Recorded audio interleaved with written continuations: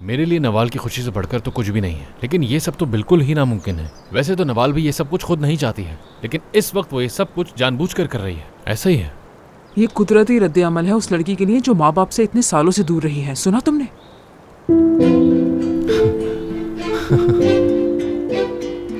وہ لڑکی مجھے تھوڑی بگڑی ہوئی لگی، کیا تمہیں نہیں لگا؟ امی خدا کے لیے میری بیٹی ہے وہ۔ میری بچی تم بہت معصوم ہو۔ اس کی خوبصورت آنکھیں، اس کی خوبصورتی تم پر گئی ہے، لیکن خدا جانتا ہے اس کی چالاکی پوری ہماری سمدھن پہ گئی ہے، پوری۔ لنچ پر بھی آپ نے یہی لفظ کہا تھا۔ یہ تو بتاؤ مجھے کہ تم نے آج تک مجھے یہ بات کیوں نہیں بتائی کہ مراد کے والدین اتنے امیر ہیں؟ امی اس بات کا تعلق میری بیٹی کے ساتھ کیسے ہے؟ اسی سے تو تعلق ہے حمیرہ۔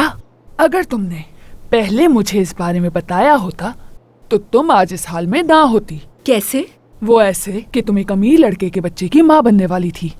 میں اپنی ایڑی چوٹی کا زور لگا لیتی، تم دیکھتی اور ان کا سارا مال ہڑپ کر لیتی۔ تمہیں یہ سب نہ سہنا پڑتا۔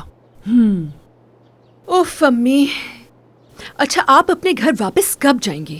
کیونکہ ارے وہ ہر طرف کاریگر ہیں، وہ پانی کی لائن پھٹ گئی تھی نا، گھر میں مرمت ہو رہی ہے،